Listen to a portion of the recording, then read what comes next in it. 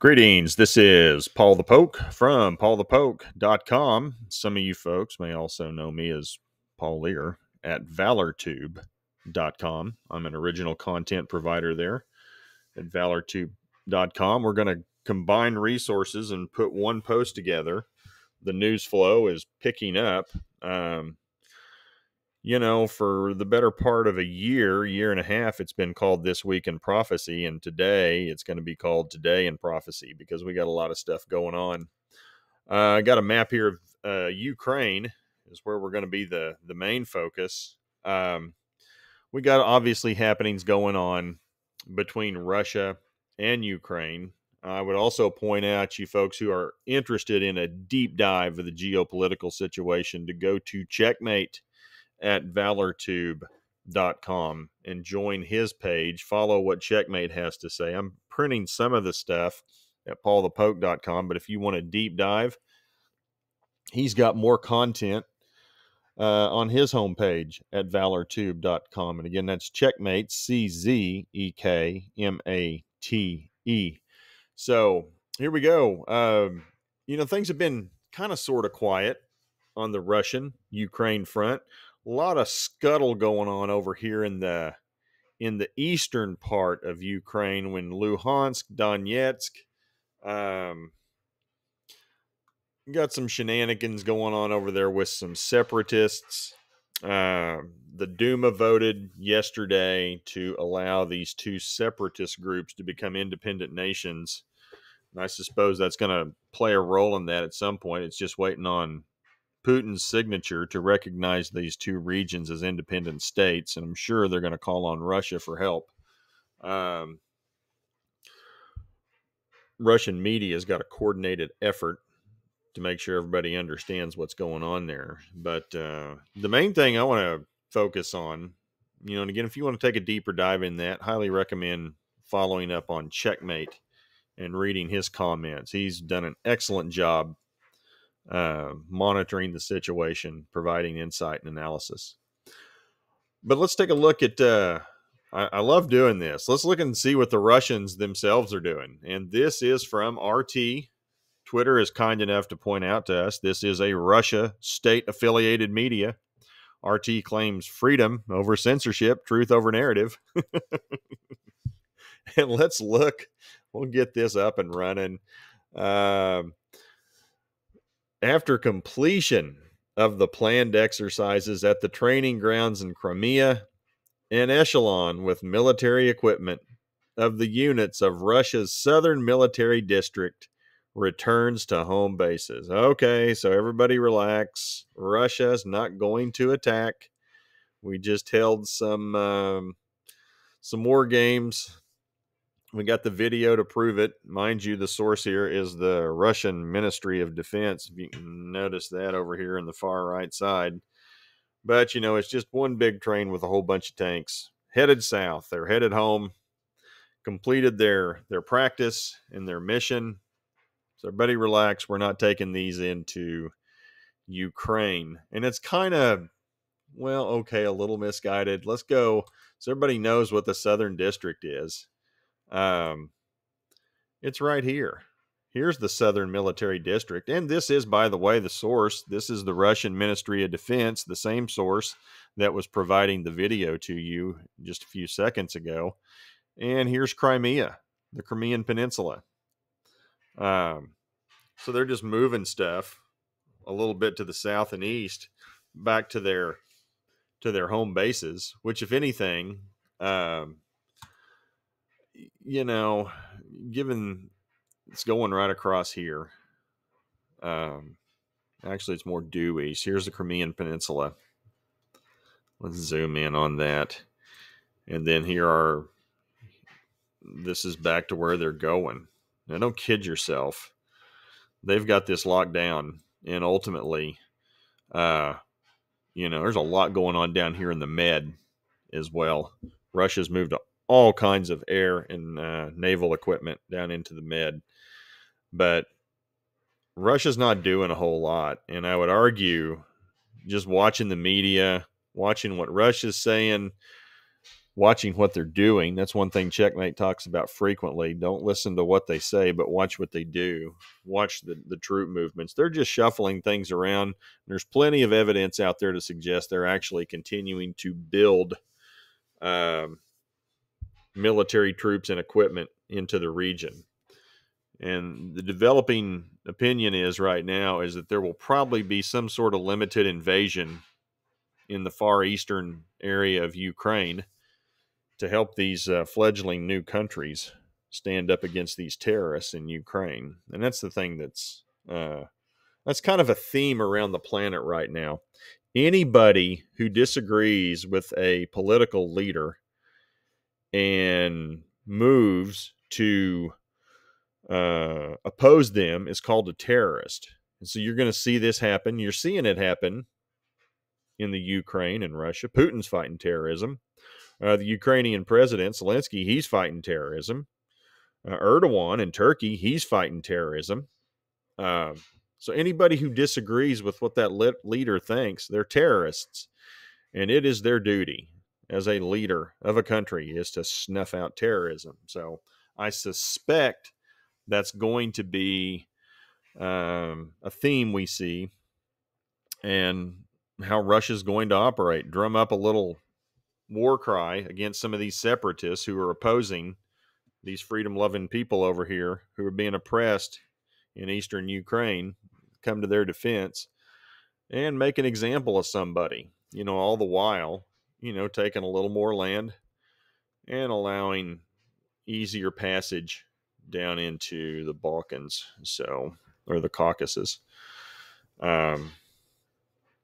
We'll see. Just one man's speculation, but definitely worth keeping its eye on. And we all know eventually it's insight as to how Russia is dealing with the situation in Ukraine.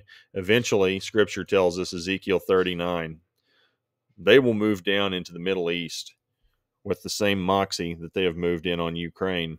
And how they deal with Ukraine, the patterns they exhibit, the movements they exhibit, is how they're probably going to deal with Jerusalem at some point. And they will move things around, and looks like they're playing a little shell game with air forces and naval forces and troop movements, military equipment. I mean, because you look at this, once they get down, moving ahead a little bit into the theater of Israel, I mean, they've got, we'll zoom this in. Well, there we go. Finally, they've got ports in Latakia and in Tartus in Syria, and they have all kinds of naval resources and air resources, within 100 miles, 200 miles at the most of Israel. And we know they're going to move all these troops and military equipment down in here into the Golan Heights, arguably going to move some stuff down into Jordan, and things are going to happen. It's not going to work out well for them, but we know what's coming. And with that, I'm going to dovetail to Ezekiel 38. And I saw this article, and you're going to laugh at this, some of you are, but we're going to focus on the Ezekiel 38 prophecy. And specifically, we're going to focus on, in order to seize the spoil, that's Gog of Magog and other nations, spoil and carry off plunder against a people gathered from the nations who have acquired livestock. And when I first saw that, and I've always read this prophecy, I'm like, livestock? I mean, what are they going to come in and take a bunch of cows for, or cattle, or goats, or why livestock? It's not like it's a one-off. You roll down here to Ezekiel 38:13. Sheba and Dedan, that's arguably modern-day Saudi Arabia. Merchants of Tarshish, with all its villages, will ask. I mean, Tarshish, loosely Europe. Some argue in the Young Lions, arguably the United States. Have you assembled your hordes to carry away loot, to make off with silver and gold, to take cattle and goods?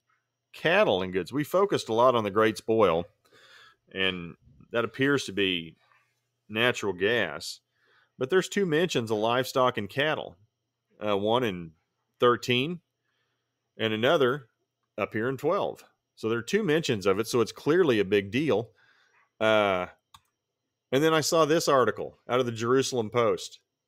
Land of milk and honey, ancient promise, modern reality. How Israel transformed from a desert to the land of milk and honey that God promised in the Bible. And the article spends a lot of time looking at, the origins of the term Israel, a land flowing with milk and honey. And it's noted in the Old Testament. And they talk a little bit about the milk and the honey, and how Twain was there in 1869 and just said the place was desolate, unpicturesque, unsightly. How's this going to be a land flowing of milk and honey? Well, modern agriculture practices have turned sand into rich soil, ripe with cherry tomatoes, citrus, and other fruits and vegetables. The opposite to the desertification trend, which much of the rest of the world is battling to improve. And they go on to talk about their their whiskey. Okay, that's fine. But the point of it is the land flowing. It is now a land flowing with milk and honey. And then, again, Ezekiel 38 verses 12 and 13 talks about how Russian friends want to come in and take cattle and take livestock up in verse 12. And I'm like, well, that's kind of odd. Which leads me to this. Israel dairy industry. The Israel dairy industry produces the highest milk yield per cow and acts as a model of achievement.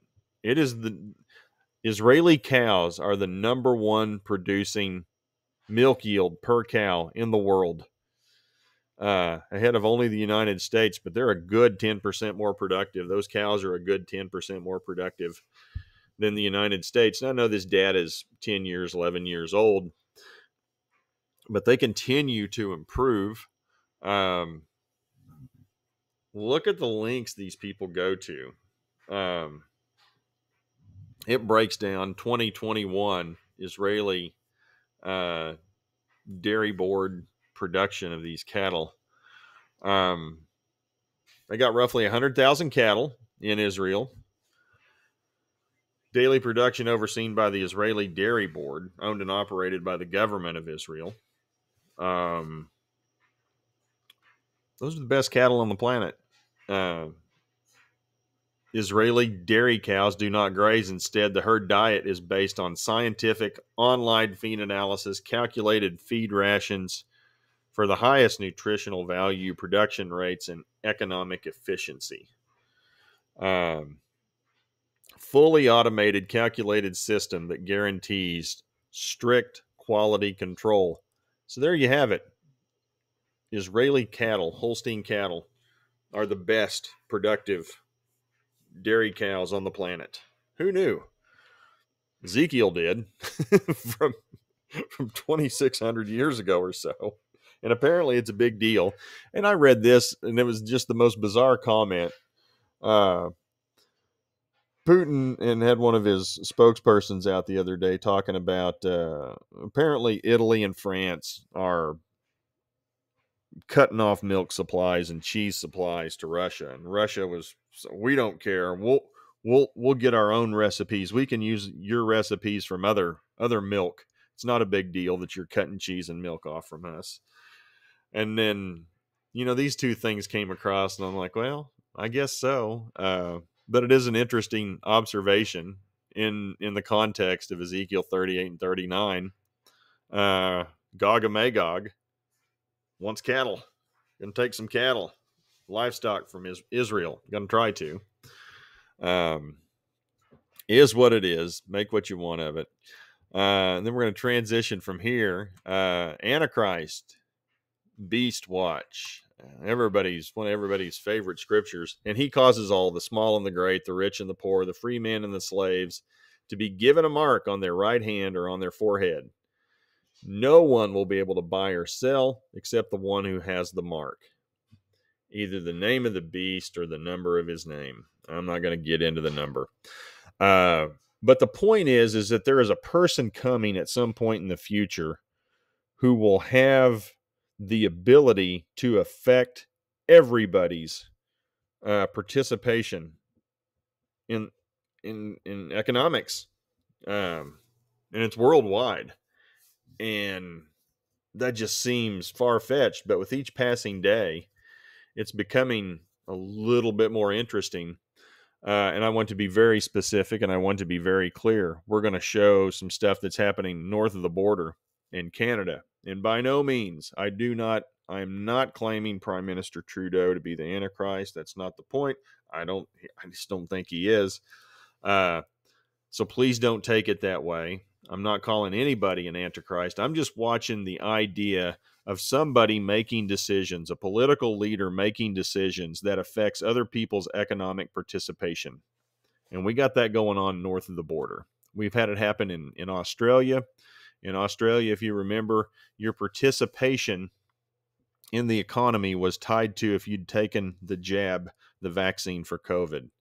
And they were putting people in COVID camps up in northern Australia if they hadn't taken the jab or if they had COVID. But the bottom line is people's economic participation was being tied to whether or not they had taken the vaccine. Well, which takes us to Canada. And here's this is Prime Minister Trudeau. This is from disclose.tv. Trudeau invokes the Emergencies Act, the successor to the War Measures Act, to quell protests in Canada. And again, truckers are protesting over vaccine mandates and vaccine policies that the government's put forth. So again, here we are with COVID and the vaccine. We have some people responding to it. A bunch of truckers are setting up roadblocks. Trudeau doesn't like it. You know, the truckers disagree with Trudeau, and Trudeau, along with the flavor of the day, has determined that they are terrorists because they disagree with his policy. Now, I'm not going to get into the politics of that. That's not the point of this. The point of this is to look at how one man's decision is affecting economic participation of citizens. And this has been seen 2.1 million times. It's a big deal. And he's made some decisions. And this happened last night. And this is from Becker News. Canada's major banks are now reported to be all offline after Trudeau's emergency order to freeze Freedom Convoys accounts. So in other words, if you're a trucker, Trudeau's going to cut off your finances. And then people are raising money to support these truckers and these blockades. And they're trying to cut those monies off as well. And last night, all the major banks in Canada, 5 of the major banks went offline. CIBC, RBC, and BMO, just to name a few. Holy cow, let's get down into this. Bunch of speculation. But you can see RBC, Scotiabank went down. And there was some concern that by the protesters had a run on the bank. And other citizens were having a run on banks to take their cash out of these banks. And we're going to get into Canadian Deputy Prime Minister Chrystia Freeland. We're going to follow some of her quotes real specific here in just a second. And again, $9 million. Where is the comment I'm looking for? At any point, this was equated with this move by Trudeau was also equated with as martial law in some cases.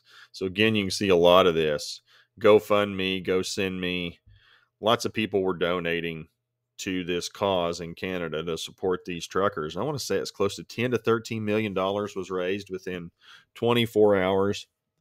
And the government moved to cut those funds off and not let them have access to it.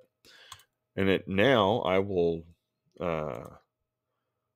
show y'all. This is Chrystia Freeland. She is the Deputy Prime Minister and Minister of Finance in Canada. So she's the one that affects the money.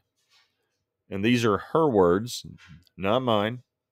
This is about following the money. This is about stopping the financing of these illegal blockades. We are today serving notice. If your truck is being used in these protests, your corporate accounts will be frozen. So again, disagree with the government and their policies, and you move to voice your opinion, your ability to participate in the economy, you'll be frozen out.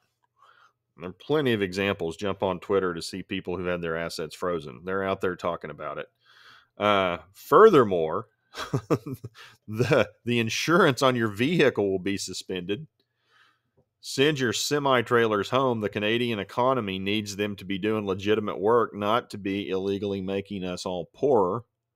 Now, we can have a debate whether or not this is sound economic sense coming from Miss Freeland or the politics of it. Again, that's not the point. We're looking at how one person, a political figure, makes a sweeping decision that affects people's ability to participate economically. And when these decisions are being made affecting an entire country, it's worth noting. I mean, it's becoming more commonplace, and it's going to continue to become more commonplace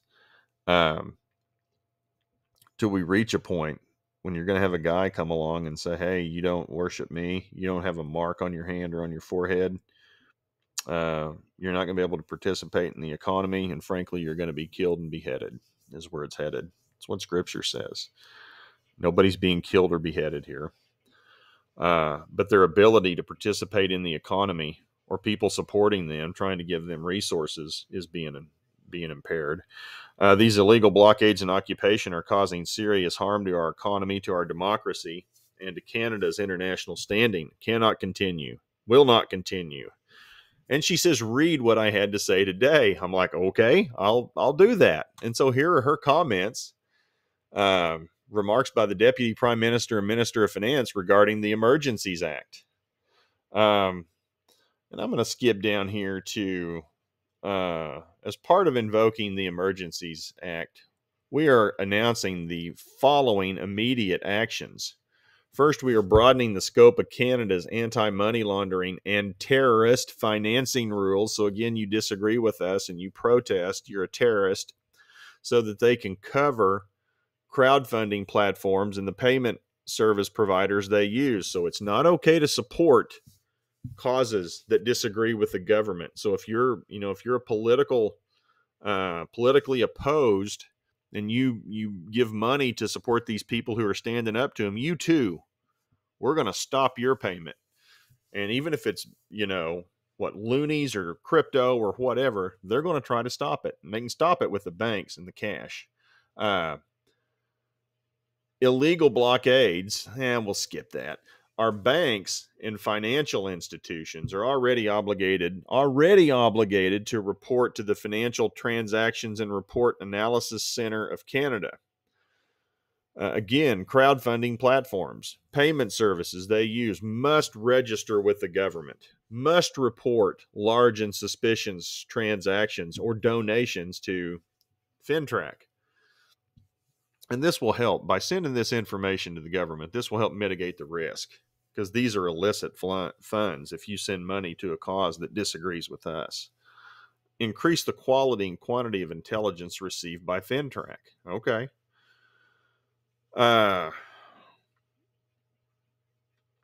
Second, the government is issuing an order with immediate effect under the Emergencies Act, authorizing Canadian financial institutions to temporarily cease providing financial services where the institution suspects that an account is being used to further the illegal blockades and occupations. So the banks have been given broad sweeping powers. If they just suspect it, they can cut money off to people who are putting money in their banks. I mean, it's crazy. Absolutely crazy. Can you imagine if that happens in the United States? And, say, I'm just going to randomly pick a bank. I'm not suggesting they're going to do this, but just say Chase, Wells Fargo, Bank of America, whoever, and you have an account at one of those major banks, and they go and freeze your assets. And there were plenty of people talking about it last night on social media. They got their phones out and they're trying to transfer assets, monies from one account to another, and they're frozen out. They didn't have access to their own money. So, you've worked, you've got your hard-earned money, and you want to move money around, or if you need money to pay for something and your account's frozen because the bank suspects that you're doing something that's not good, or they suspect you're supporting a cause that's detrimental to the greater good. I mean, it's just, this is scary stuff. A bank or other financial service provider will be able to immediately freeze or suspend the account of an individual or business affiliated with these illegal blockades without a court order. In doing so, they will be protected against civil liability. So they have the freedom to do this without a court order. If they just suspect there's a problem, they can do it, and they don't have to worry about any kind of penalty. So, say somebody wants to just cut your money off, you have no recourse. One, you don't have any access to your resources and cash. And then the people who do it to you are protected. I mean, it is a free run on power. Federal government institutions will have a new broad authority to share relevant information with banks and other financial service providers to ensure that we can all work together to put a stop to funding of these illegal blockades. And this is a quote that was on Twitter. This is about following the money. This is about stopping the financing of these illegal blockades.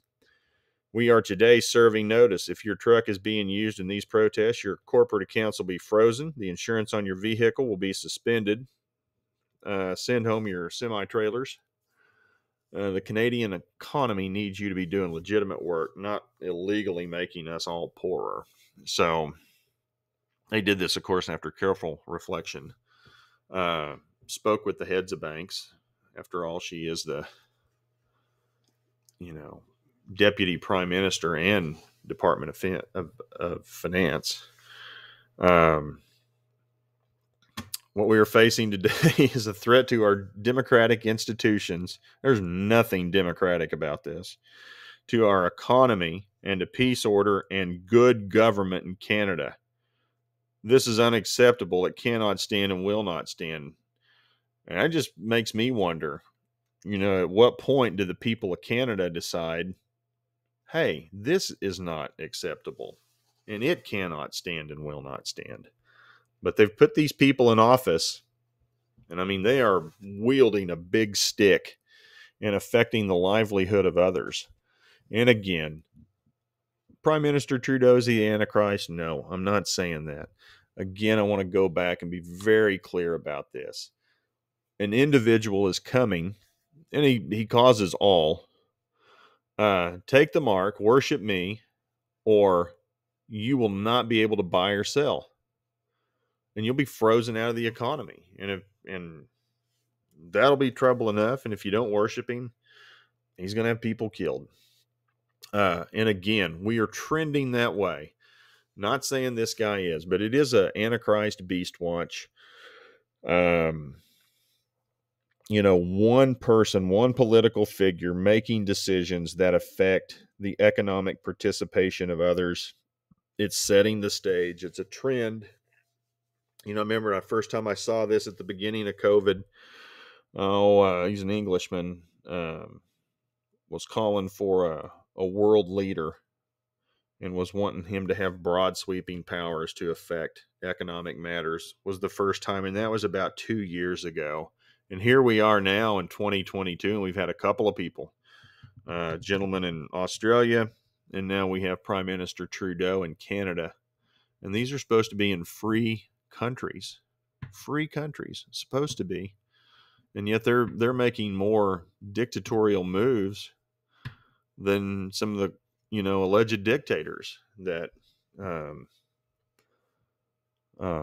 that we see around the world, which is only going to embolden those folks. So, especially, if you're in a regime like China or North Korea, and you see what's being pulled off in Australia and Canada, you got to think, wow, you see what they just did. Maybe I could do a little more than what I'm doing. I don't know. But it speaks to where we are in time. And this is from 1 John 2, verse 18. Children, it's the last hour. And just as you have heard that the Antichrist is coming, so now many Antichrists have appeared. And this is how we know it is the last hour. And that was John's comments close to 2,000 years ago. And think about what we're seeing now in 2022. So, and he pivots from that.